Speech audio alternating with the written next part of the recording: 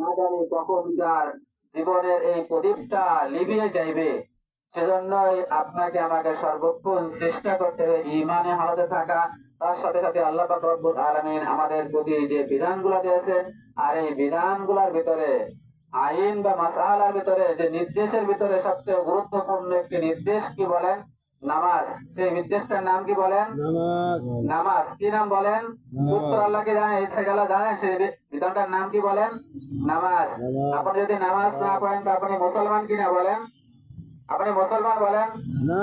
আপনি যদি নামাজ না পড়েন তাহলে আপনি কি ইসলামের স্তম্ভকে কি আপনি খাড়া রেখেছেন নাকি? না। খাড়া রাখেন নাই।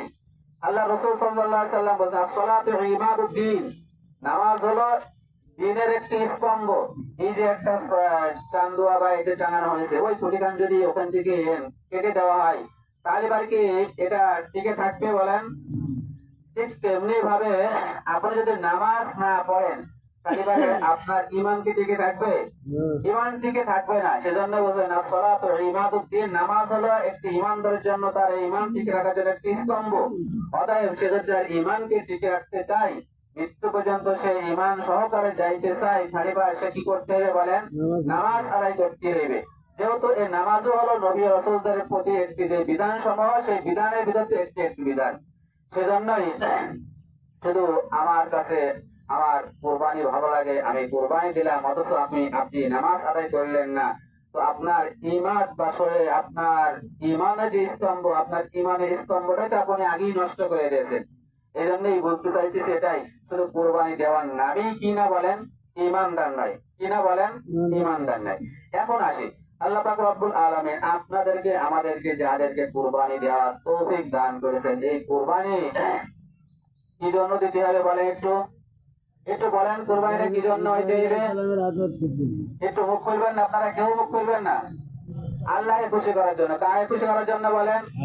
খুব ভালো করে বুঝবেন, এই কুরবানিটা কি জন্য? আল্লাহকে খুশি করার জন্য। যেমন ভাবে আল্লাহ পাক রব্বুল আলামিন আদেশ করেছিলেন কাকে? ইব্রাহিম আলাইহিস সালামকে। সন্তানকে জবাইয়ের উদ্দেশ্য নয়, বরঞ্চ আল্লাহ পাকের আদেশ পালন করার জন্য, আল্লাহ পাককে খুশি করার জন্য। তো ঠিক তেমনি ভাবে আমি আপনিও সেই কুরবানি যখন দিতেছি, সেই কুরবানিটাও কি জন্য হইবে বলেন? আল্লাহকে খুশি করার জন্য। এটাকে আমার নিজের পক্ষে বলতেছি না, আল্লাহ পাক কোরআনেতে অনেক জায়গায় বর্ণনা করেছেন। কুলিন্না সলাতি ওয়া নুসুকি, নামাজ এবং কুরবানি সব কার জন্য বলেন? আল্লাহর জন্য। এজন্যই ইন্না আতাইনা কাল কাউসার ফাসাল্লি লিরাব্বিকা ওয়ানহার, নামাজ পড়ো কার জন্য? আল্লাহর জন্য। কুরবানি দাও কার জন্য বলেন? আল্লাহর জন্য। এখন আসি, মোটা তাজা পশু কুরবানি দিলাম আর তাতে আমি মনে করলাম অনেক কিছু হয়ে যাবে বা আল্লাহ পাকের কাছে এটুকু গ্রহণযোগ্য হবে না, শুধু তাই নয়। অর্থাৎ আপনি মোটা তাজা পশু আপনাকে আল্লাহ পাক সমর্থন দিয়েছেন, অবশ্যই দিতে হইবে। কিন্তু খুব তুমি জেনে রাখো, এটা কখনোই ভাইবো না যে এই কোরবানির গোশত আল্লাহ পাকের কাছে ফ্রিজে জমা হয়ে থাকবে বা হাড্ডি রক্ত গুলা অনেক হইবে, সেটা আল্লাহ পাকের কাছে জমা হয়ে থাকবে, এটা কখনোই ভাইবো না। বরঞ্চ আল্লাহ পাক বলছেন, খুব তাকিদ দিয়ে গুরুত্ব দিয়ে বলছেন, লাই ইয়ানালাল্লাহ, যে আল্লাহ পাকের কাছে কখনোই পৌঁছায় না। লাই যারা মাদ্রাসায় পড়েন তারা অবশ্যই জানেন, লাং একটা শব্দ ব্যবহার করেছে, যে শব্দের অর্থ হলো তাকিদ বা গুরুত্ব, অর্থাৎ না বাচকের তাকিদ বা গুরুত্ব বোঝায়। তো আল্লাহ পাক বলছেন, লাই ইয়ানাল্লাহ লুহুমুহা, গোশত রক্ত মাংস এগুলা কোনটাই, রক্ত গোশ এগুলা কোনটাই কার কাছে পৌঁছায় না বলেন? ওয়ালাকি ইয়ানালুত তাকওয়া মিনকুম, আপনার অন্তরে কি আছে, আপনি কি জন্য কোরবানি দিয়েছেন, কি জন্য এই কাজটা করতেছেন। শুধু কোরবানির ক্ষেত্রেই নাই, আল্লাহ পাক এখানে শিক্ষা দেওয়ার জন্য এই আয়াতটি এখানে, যেহেতু আপনারা অনেকেই মোটা তাজা করেন, যেরকম আমি দেখে আসলাম রাস্তার ভিতর, রোডের ভিতর অনেকেই বড় বড় গরু কোরবানি দিয়েছে, রাস্তায় নিয়ে বেড়েছে সাজসোজ করিয়া। কি জন্য নিয়ে বেড়েছে বলেন? যে আমরা কয়েকজন মিলি এত বড় একটি কোরবানি দিতেছি, এমন মনোবল থাকতে পারে কি পায় না? হয়তো আমার ভুল ধারণা হতে পারে, যাই ভুল ধারণা হোক বা না হোক, কিন্তু আল্লাহ পাক রব্বুল আলামিন এর বিপরীত, অর্থাৎ একমাত্র আল্লাহকে খুশি করার জন্যই, দুনিয়ার কাউকে দেখানোর জন্য নাই, এর বিপরীত আল্লাহ পাক রব্বুল আলামিন বিভিন্ন আয়াত নাযিল করিয়াছে। সেজন্যই কুরবানিটা আল্লাহ পাকের কাছে অনেক একটি গুরুত্বপূর্ণ একটি ইবাদত, যে ইবাদতটা আল্লাহ পাক রব্বুল আলামিন কিয়ামতের ময়দানে ফুলসিরাতের পুল পার হইতে আর সময় বাহনের কাজ লাগে। যেই পুলের গুণগান বা সেই ফুলটা কেমন হবে, অন্ধকার আমাবস্য রাত্র মতো অন্ধকার এমত অবস্থায় আপনাকে একটি ফুল পার হতে হবে। এই ফুলটাও যদি আপনাকে অন্ধকার আমাবস্যের সময় পার হতে হয়, তবু আপনার কষ্ট বা ভয় ভীতি লাগবে কি লাগবে না বলেন? আর সেটা কি এত চওড়া নাকি? এত চওড়া নাকি বলেন? হাদিসে আছে ধারালো ছুরির যেদিক দিয়ে কাটে সেদিকে তেমন চওড়া। 4 ইঞ্চি চওড়া নাকি বলেন? কয় ইঞ্চি চওড়া বলেন? বোঝা যায় না। অর্থাৎ চুলের মাথা পরিমাণ চিকন। যে চওড়া বলা গেলে কিভাবে ভুল হবে, তাই না? বলেন চুলের মাথা পরিমাণ চিকন এমন ফুল পার হওয়ার সময় কি লাগবে বলেন? বাহনের কাজে লাগবে। সেজন্য আল্লাহ রাসূল বলেন সামিনু যাহিয়াকুম ফা ইন্না আলা সিরাতিন মুতাহাক। অতএব তোমরা মোটা তাজা তোমাকে আল্লাহ পাক সমর্থন দিয়েছেন, অবশ্যই মোটা তাজা দিতে হবে, কিন্তু কাকে খুশি করার জন্য বলেন? আল্লাহ খুশি করার জন্য। আর কুরবানি দেওয়া সম্পর্কে আল্লাহ রাসূল বলেন যে প্রত্যেক সম্পদশালীওয়ালা ব্যক্তি যাদেরকে আল্লাহ পাক রব্বুল আলামিন নির্ধারিত অংশ সম্পদ দান করিয়াছেন, যেগুলো আমি বারবার কোশ্চেনের জুম্মাগুলো কয়েকটি জুম্মাতে বলছি, আজকে বার বলছি না। যাকে আল্লাহ পাক রব্বুল আলামিন নির্ধারিত সম্পদ দান করে সেই সম্পদের পরিমাণ পৌঁছে গেলে তাকে অবশ্যই সেজন্য প্রতি বছর কোরবানি দেয়। এখন আপনি হয়তো প্রশ্ন করতে পারেন প্রতি বছর কোরবানি দেয় কিভাবে, কিভাবে আমার জন্য সম্ভব হয়? আপনার যুক্তিতে আর থাকতেছে না, কিন্তু আমার এই কথার আপনারা অবশ্যই উত্তর মুখে না বললেও অন্তরে হলেও দেবেন। সেটা হলো প্রতি বছর যখন কোরবানির জন্য 10-20 হাজার টাকা খরচ না করতে পারেন, তাহলে প্রতি রমজানে ঈদে বা বিভিন্ন সময় সমিতি করে আপনারা 10-15 কেজি গোশত কিভাবে একত্রিত করেন? আমার কথার উত্তর দিতে পারবেন আপনারা? দিতে পারবেন না। তো যাই হোক, আল্লাহকে খুশি করার জন্য আল্লাহ পাক এই কুরবানি দেবেন। আল্লাহ রাসূল সাল্লাল্লাহু আলাইহি ওয়াসাল্লাম এই সম্পর্কে অনেক তাকিদ দিয়েছেন। আর শুধু কুরবানি দেওয়াটাই উদ্দেশ্য না, বরঞ্চ আল্লাহ পাক আপনার অন্তরে কি পয়দা করেছেন, অন্তরটা কেমন, হালতটা জানার জন্যই আল্লাহ পাক রব্বুল আলামিন এই কুরবানি দিয়েছেন। আর এই কুরবানির অন্তরটাকে সহি সালিমত, অর্থাৎ একমাত্র আল্লাহকে রাজি করার অন্তরটা তখনই সুস্থ সবল হইবে যখন আপনার ভিতরে দ্বীনের জ্ঞান থাকবে। কি থাকবে বলেন? দ্বীনের জ্ঞান থাকবে।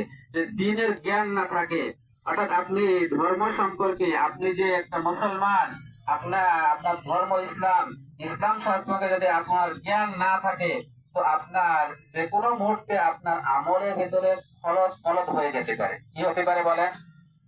ফলত ফলত বোঝেন? অর্থাৎ আপনার আমলটা পূর্ণাঙ্গ হতেও পারে, নাও হতে পারে। অর্থাৎ আল্লাহ পাক রব্বুল আলামিন কবুল করতেও পারে, নাও করতে পারে। আর যখনই আপনার এই আমল সম্পর্কে জ্ঞান থাকবে, ইলম থাকবে, তখনই আপনার অন্তরটা যেভাবে অন্তরটা করলে পারে, যেভাবে কাজটা করলে পারে আল্লাহ পাক সন্তুষ্ট হবেন, আপনি সেভাবে কাজটা করতে পারবেন। সেজন্য এর সব মিলিয়ে আল্লাহ রাসূল সাল্লাল্লাহু আলাইহি সাল্লাম এগুলার উত্তর সহজে দিয়েছেন। তোমাদের ভিতরে যার সম্পদ আছে সে অনেক সম্পদ, অনেক উত্তম, এমন কেউ মনে করেন না। তোমাদের ভিতরে যার চেহারা সুন্দর সে মনে করো না যে আমি হলো সর্বশ্রেষ্ঠ বা অমুক জন হলে সর্বশ্রেষ্ঠ। যে অনেক উঁচা, যার শরীরটা খুব হৃষ্টপুষ্ট, সে যেন মনে না করেন সে হলে সব থেকে উত্তম। সে কথা কখনোই কেউ যেন না ভাবে, বরঞ্চ কি ভাবতে হইবে? আল্লাহ রাসূল সাল্লাল্লাহু আলাইহি ওয়াসাল্লাম বলেন খায়রুকুম মান তাআল্লামাল কুরআনা ওয়া আল্লামা। তোমাদের মধ্যে হইতে সেই ব্যক্তি হলো সর্বশ্রেষ্ঠ।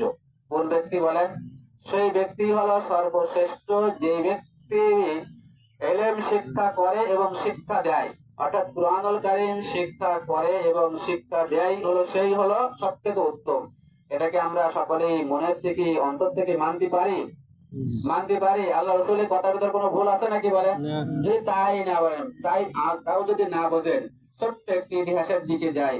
বিলাল হাবশী রাদিয়াল্লাহু তাআলা আনহু, তিনি চেহারা কেমন ছিল বলেন তো একটু? কালো ছিল, জি। ঠোঁটটা ছিল অনেক মোটা, ঝুলে থাকতো। তিনি বংশগত দিক থেকে আপনাদের ভিতরে অনেকেই সম্পদশালী আছেন, সেই সেমন বংশধারী ছিল নাকি বলেন? কি ছিল বলেন? গোলাম ছিল। কাছে একজনের গোলাম ছিল, এক বিধর্মীর গোলাম ছিল। মাস্টার নামটা কোন স্মরণ আসতেছে না এখন।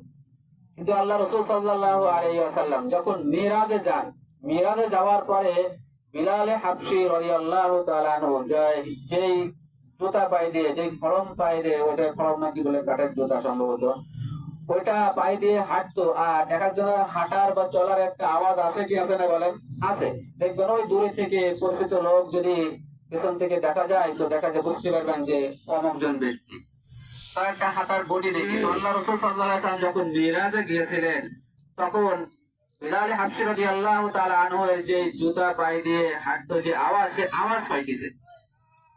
তখন আল্লাহ রাসূল সাল্লাল্লাহু আলাইহি সাল্লাম জিজ্ঞাসা করে, এই আওয়াজটা কার? তখন ফেরেশতারা উত্তর দিয়েছিলেন যে হলে আপনার সাহাবী বিলাল হাবশী রাদিয়াল্লাহু তাআলা আনহু। সকল বলেন সুবহানাল্লাহ।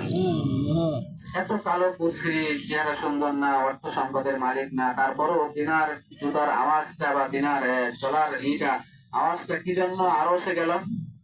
এর কারণটা কি বলেন? সে ইমানদার ছিল। কি ছিল বলেন? খাঁটি ইমানদার ছিল। সে আল্লাহ এবং আল্লাহ রসুল যেভাবে আদেশ করেছেন সেভাবে পুঙ্খানুপুঙ্খানু চলার জন্য চেষ্টা করত। আর এই মর্যাদা আল্লাহ পাক এই জন্য তিনাকে আরো বেশি দান করেছেন সূরা ইখলাস।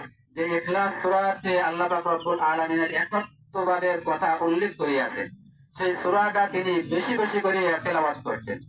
এই জন্য এই ঘটনা থেকে আমরা সংক্ষিপ্ত শিক্ষা পাই এটাই, যে সম্পদশালী মানেই যে হলো মানুষ, সৌন্দর্যের নামেই যে শ্রেষ্ঠ মানুষ, বা হৃষ্টপুষ্টর নামেই যে শ্রেষ্ঠ মানুষ, এমন কিছু নাই। বরঞ্চ যার অন্তরটা আল্লাহ পাকের সাথে সম্পর্কটা বেশি, সেই হলো সর্বশ্রেষ্ঠ। সেই কি বলেন? সর্বশ্রেষ্ঠ। অতএব এবং যে হলো কোরআন এবং হাদিসের জ্ঞান যার ভিতর আছে, সেই হলো সর্বশ্রেষ্ঠ। শুধু আল্লাহ রাসূলুল্লাহ, আল্লাহ পাকও বলেছেন, আল্লাযীনা ইয়াযকুরুল্লাহ কিয়ামান ওয়া কুউদান ওয়া আলা জুনুবিহিম ইয়াতাফাক্কারুনা, যে সর্ব অবস্থায় আল্লাহকে স্মরণে রেখে চলে। ওয়াতাফাক্কারুনা ফি খালকিস সামাওয়াতি ওয়াল আরদ, এবং দুনিয়ার ভিতরে যে মাখলুকগুলো সৃষ্টি করেছে সেগুলো নিয়ে ফিকির করে, চিন্তা করে, এবং বলে আল্লাহ এগুলা কি জন্য সৃষ্টি করেছে, এগুলা ঠিকই করে চিন্তা করে, তো সেই ব্যক্তিরাই হলো সর্বশ্রেষ্ঠ। তো সেজন্যই সংক্ষিপ্ত কথা, আমি নামাজের বা ঈদ পরে ওই খুতবার পরে বেশি সময় নেব না। আপনারা অবশ্যই কথাটি স্মরণ রাখবেন। সর্বশ্রেষ্ঠ কারা বলেন? যারা কোরআনুল কারীম শিক্ষা করে এবং শিক্ষা দেয়, তারাই হলো সবথেকে উত্তম। আল্লাহ পাক অন্য আয়াতে বলেন, তাওয়ানু আলাল বিররি ওয়াত তাকওয়া ওয়া লা তাওয়ানু আলাল ইসমি ওয়াল উদওয়ান, তোমরা সৎ কাজে সহযোগিতা করো, তারপর ওই সৎ কাজটা যে সওয়াব হবে, সেই সওয়াবের অংশ যে করবে সেও ওই সহযোগ আল্লাহ ব্যক্তিও পাইবে। সকল বলেন সুবহানাল্লাহ। কথাটা কেন বুঝাতে পারলাম? অর্থাৎ সৎ কাজ করলে পরে যে সওয়াব হয়, তাদেরকে যারা সহযোগিতা করবে, ওই যারা সহযোগিতা করবে তারাও ওই সওয়াব পাইবে। চাই সেটি অর্থ দিয়ে হোক, সময় দিয়ে হোক, বুদ্ধি দিয়ে হোক, যেমন ভাবে, অর্থাৎ আল্লাহ পাক আপনাকে যেমন